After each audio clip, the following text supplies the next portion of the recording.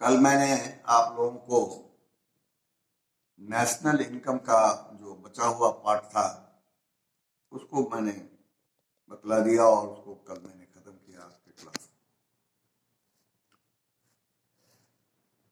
चूंकि सिलेबस के मुताबिक पढ़ना है तो आपको देखना होगा कि जैसे मैंने बहुत सारे चैप्टर्स को आपके सामने एक्सप्लेन कर दिया है, जैसे factors for production and their rewards, market for factors of production level, wages, interest and profit, ये सब भी हमने आपको एक्सप्लेन करके बतला दिया है। लेकिन वेजेज के क्रम में, जिसको आप मजदूरी की संज्ञा देते हैं, उस क्रम में एक महत्वपूर्ण भाग छूट गया, जिसको कि सामूहिक सौदेबाजी, अंग्रेजी में कलेक्टिव बार्गेनिंग की संज्ञा दी गई है। और आपके तरफ से यह आग्रह भी था कि कलेक्टिव बार्गेनिंग को भी टेकअप किया जाए। तो आज हम कोशिश कर रहे हैं कि आप कलेक्टिव बार्गेनिंग को समझें और ये सिलेबस का आपका पाठ है। आइए आप ये समझिए कि कलेक्टिव बार्गेनिंग एक्चुअली है क्या। तो आप इस बात को दिमाग में हमारे स्टूडेंट्स रख लें कि ये कलेक्टिव बार्गेनिंग जो है ना, ये औद्योगिक श्रमिकों के लिए है। इसके अंतर्गत मजदूरी का निर्धारण होता है, सामूहिक सौदेबाजी के अंतर्गत होता है। ये और सिद्धांत से थोड़ा अलग हटके है। तो एक सवाल उठ सकता है कि आप जानने के लिए कि क्या श्रम संघों के आगमन के साथ, यानी ट्रेड यूनियंस के एस्टेब्लिशमेंट के साथ, श्रमिकों की दशा में सुधार लाने के लिए सामूहिक प्रयास किए जाते रहे और इसमें बहुत शुरू में सफलता नहीं मिली, लेकिन सामूहिक सौदेबाजी, सब जिसको कलेक्टिव बार्गेनिंग के नाम से हम जानते हैं, उसके बारे में बहुत बाद में चल के, जैसे 1891 ईस्वी में सबसे पहले सिडनी बेग ने इस शब्द का इस्तेमाल किया। और बाद में आप जानिए कि अमेरिका के अमेरिकन फेडरेशन ऑफ लेबर के अध्यक्ष सैमुअल गोम्पर्स ने इस नियोजन की शर्तों एवं दशाओं के निर्धारण में अत्यंत महत्वपूर्ण भूमिका निभाई और माना कि इसके प्रयोग को व्यापक बनाने की जरूरत है। यानी उन्होंने सामूहिक सौदेबाजी, कलेक्टिव बार्गेनिंग के अंतर्गत भी वेज निर्धारण को लेकर अपने प्रयास को अधिक बढ़ाया और धीरे धीरे विश्व के कई देशों में औद्योगिक विवादों को, यानी इंडस्ट्रियल डिस्प्यूट्स को सुलझाने और नियोजन की शर्तों एवं दशाओं के निर्धारण में सामूहिक सौदेबाजी की भूमिका का निरंतर प्रभाव बढ़ता गया। और खासकर जब श्रम संघों, ट्रेड यूनियंस को सरकार ने मान्यता देना प्रारंभ किया तो इसका महत्व और अधिक बढ़ गया। इसलिए आज अनेक देशों में श्रमिकों की दशाओं के निर्धारण में सामूहिक सौदेबाजी अत्यंत ही महत्वपूर्ण भूमिका का निर्वाह कर रही है। यानी जब आपको स्पष्ट करना होगा तो आपको यह बतलाना होगा कि ये जो सामूहिक सौदेबाजी के अंतर्गत मजदूरी का निर्धारण है, वह औद्योगिक श्रमिकों के लिए है। अब आइए कि आप समझिए कि ऐसा क्यों हुआ। इसलिए हुआ कि श्रमिक नियोजन से अधिक सुविधाजनक नियोजन की शर्तों एवं दशाओं के लिए मोल तोल करते हैं, और दूसरी ओर नियोजक श्रमिकों पर कम से कम खर्च करना चाहते हैं, रियायत देना चाहते हैं।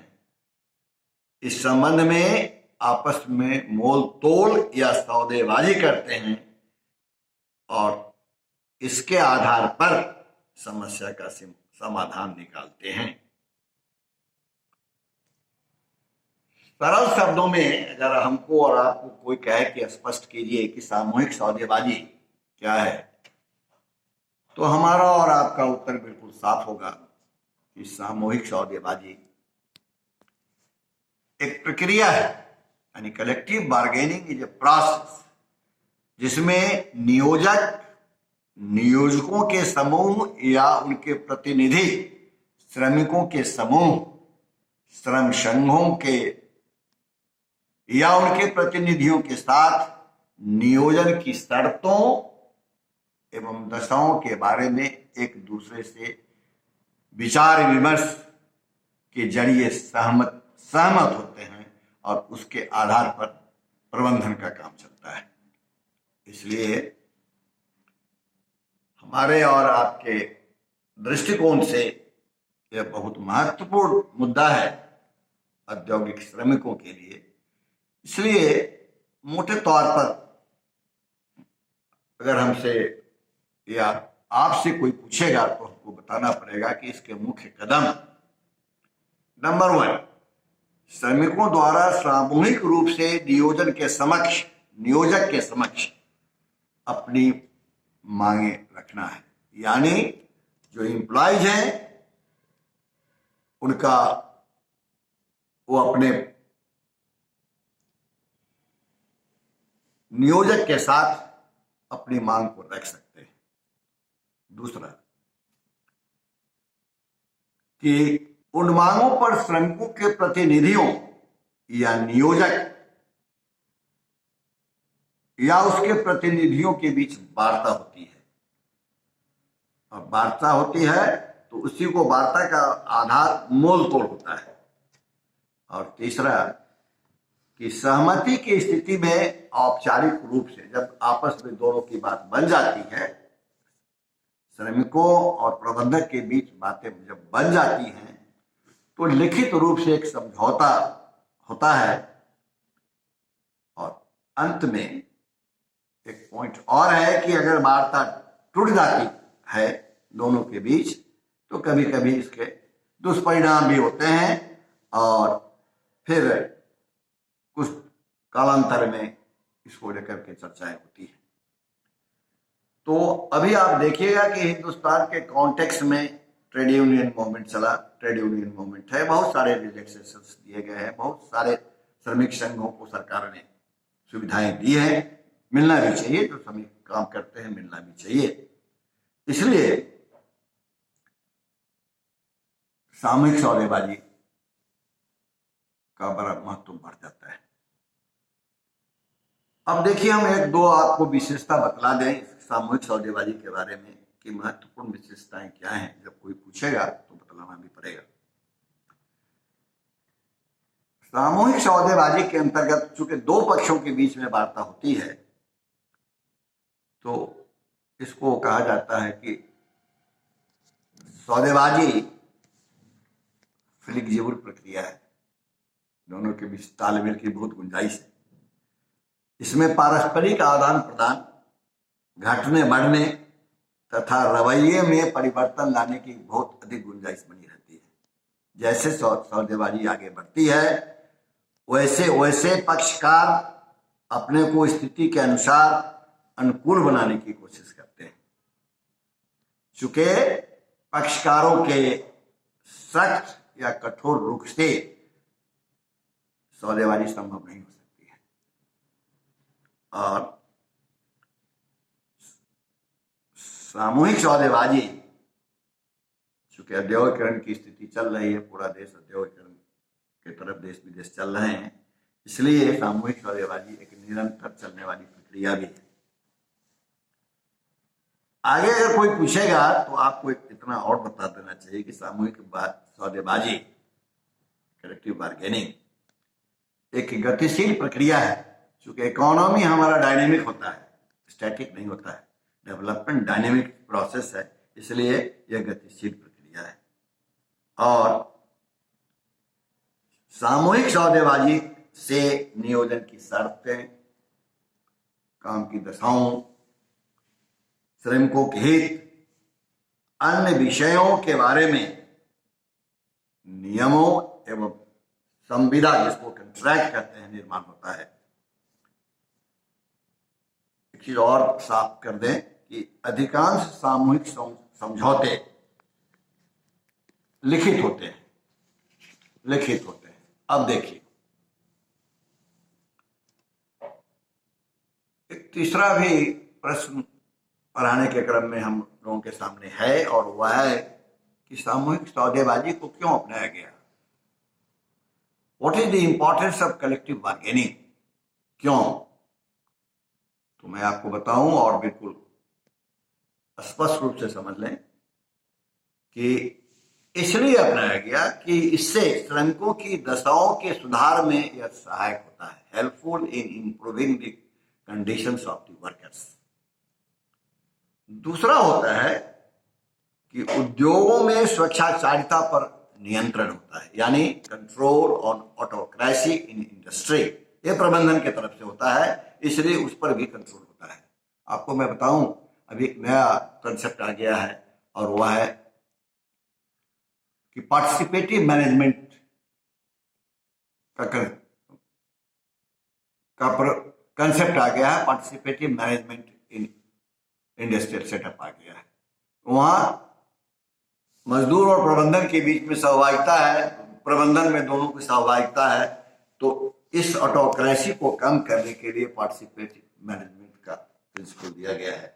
आपको शायद पता हो या ना हो, यहाँ लेबर कमीशन भी है, जो हर मजदूरों के हर चीजों को देखता है और सरकार को रिकमेंड करता है कि क्या करना चाहिए, इसमें कैसे सुधार हो, कैसे सुधार करने के बाद उत्पादकता बढ़े, जरूरत पड़ने पर मजदूरी भी बढ़े। और तीसरा पॉइंट इसका होगा कि more helpful in the solution of the problems at the level of undertakings और एस्टेब्लिशमेंट। इतना ही नहीं, थोड़ा और आगे देखिए कि यह यानी कलेक्टिव बार्गेनिंग का जो प्रिंसिपल है और जहां तक उसका इंपॉर्टेंस है, यह helpful in maintaining lasting industrial peace है। चूंकि जब आगे के वर्ग में जाइएगा तो इंडस्ट्री पढ़ना होगा, इंडस्ट्रियल पॉलिसी पढ़ना पड़ेगा। तो इंडस्ट्रियल पॉलिसी चाहे वो 48 हो, 56 हो, 77 हो, 80 हो, 1991 हो, सब में आप देखिएगा कि इंडस्ट्रियल पीस की चर्चा की गई है। चूंकि ये औद्योगिकरण से जुड़ा हुआ है, उसमें काम करने वाले मजदूरों से जुड़ा हुआ है, उनके अधिकारियों से जुड़ा हुआ है। तो वहां अगर शांति नहीं होगी तो उत्पादकता में कमी होगी, और उत्पादकता में कमी होगी तो समस्याओं का समाधान नहीं हो सकेगा। और इसके फ्लेक्सिबल प्रोसेस भी हैं, प्रक्रियाएं बहुत आसान हैं। और लास्ट सजेस्टिव पॉइंट ये है कि helpful in improving the status of trade unions है। क्योंकि श्रमिक संगठन जो है वह श्रमिकों के इंटरेस्ट की बात करती है। और आप इसका इतिहास देखेंगे भारतवर्ष में या विदेशों में भी इतिहास देखेंगे तो ये बहुत बड़ा हथियार है जो इसके हितों की रक्षा करता है। इसीलिए सामूहिक सौदेबाजी यानी कलेक्टिव बार्गेनिंग का बहुत इंपॉर्टेंस है, चाहे हिंदुस्तान में हो या अन्य देशों में हो। अब देखिए, next point for our discussion है वह है कि सामूहिक सौदेबाजी की इकाइयों में आप किन किन चीजों को रखना चाहते हैं और कौन कौन से चीज रखे गए हैं। तो आपको मैं बताऊं कि इसमें श्रम संघों की संरचना और सौदेबाजी की इकाई होती है, यानी structure of trade unions and bargaining unit होता है। दूसरा, nature of ownership of industry होता है। तीसरा, nature of industrial relation laws होते हैं। जैसे इंडस्ट्रियल रिलेशन लॉज में आप देखिएगा कि trade unions and labour relations act 1974 है। बहुत सारे एक्ट बनाए गए हैं, provident employees provident fund act है, डिजेबलमेंट रिमूवल एक्ट है, ये सब सारे एक्ट बनाए गए हैं। और इस एक्ट के माध्यम से कलेक्टिव बार्गेनिंग यानी इन between the employer and the employees of the industrial sector, इनको बहुत बल मिलता है और बहुत सारी समस्याओं का बेज बोर्ड भी है। इसके अंतर्गत बेज बोर्ड भी सरकार ने बना रखा है कि बेज बोर्ड पर भी चर्चा होती है। इंडस्ट्रियल कमिटी है, इंडियन लेबर कॉन्फ्रेंस है, स्टैंडिंग लेबर कमिटी है।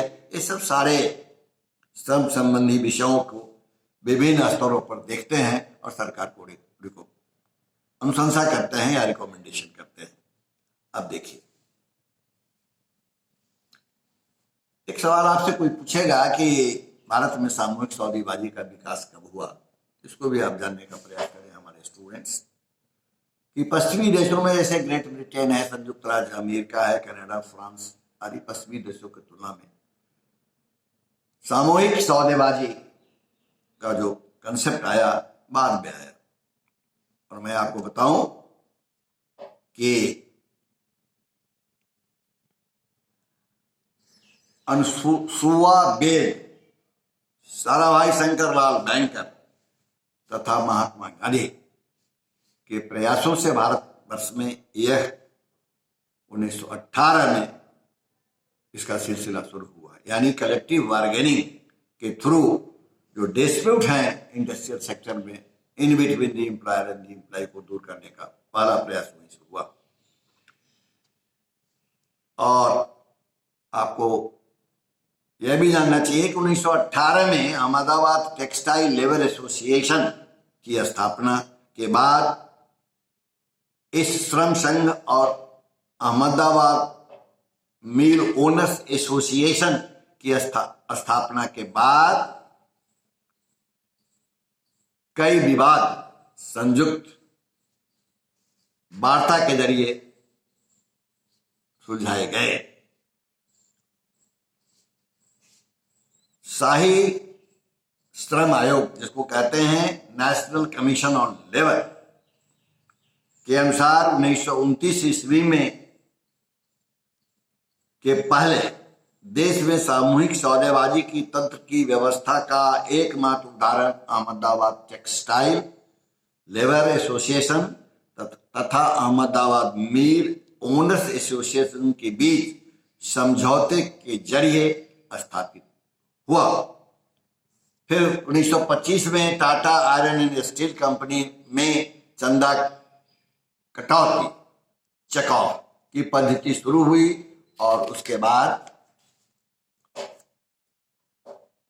श्रम संघ के बीच औपचारिक ढंग से वार्ताएं हुई और फिर क्रमशः समस्याओं का समाधान ढूंढा गया।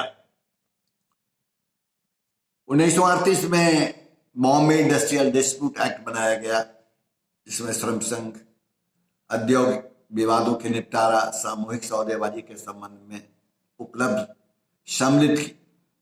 उपबंध सम्मिलित किए गए। इससे सब सारे निर्णय लिए गए। 1947 में इंडस्ट्रियल डिस्प्यूट एक्ट बनाया गया। ये सब सारे कानून आज भी हिंदुस्तान में कलेक्टिव बार्गेनिंग के फलस्वरूप और मोटे तौर पर कहिए कि ट्रेड यूनियंस के कारण हुए। इसलिए इसका बड़ा महत्वपूर्ण स्थान है और इसके अंतर्गत मजदूरी का निर्धारण कैसे होता है इसको भी जानिए, क्योंकि मजदूरी के निर्धारण में बहुत सारी बाधाएं भी आती हैं। ये सब सारे कानूनी ढंग हैं और जो नियोजक हैं वो चाहते हैं कि कम से कम मजदूरी देकर अधिक से अधिक काम किया जाए। लेकिन अब इस पर थोड़े विवाद भी खड़े होते रहते हैं और इन विवादों को सुलझाने के लिए सरकार की तरफ से ये कलेक्टिव बार्गेनिंग अप्रोच दिया गया है, जो बहुत कुछ विवादों को सुलझाने में अपना काम करता है। अब सवाल उठता है कि ये श्रमिक संघों की मजदूरी की जो सीमाएं हैं,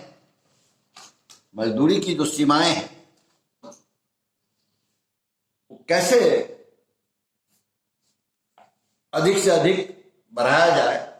इसके लिए श्रमिक संघों को कुछ कदम उठाने पड़ते हैं, और कदम उठाने पड़ते हैं मतलब कि जो श्रमिक संगठन जितना मजबूत होगा वह उतना ही अधिक मजदूरी बढ़ा सकेगा, और जो कम होगा, कमजोर होगा, वो अधिक बढ़ा नहीं सकेगा।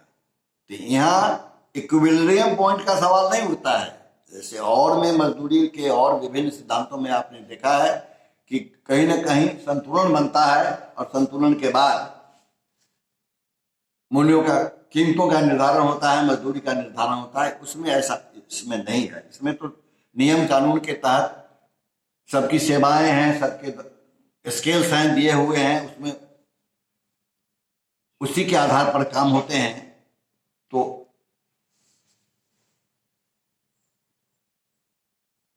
यह श्रमिक संगठन के बारे में हमारा और आपका यह सुझाव होगा कि एक तरफ मैक्सिमम वेज है, लिमिट है, और दूसरे तरफ मिनिमम वेज लिमिट है। दोनों और they are meant for workers. Wage level is determined somewhere in between these two levels. I mean maximum or minimum levels, the minimum and the maximum. Time हो चुका है। What will be the equilibrium level of wages depends upon the relative bargaining powers of laborers and the producers, and that is the method to determine wage under collective bargaining system of wage determination. Thank you very much. ये खत्म कर दिया आप, फिर आगे बात बताएंगे। ठीक है, हो गया।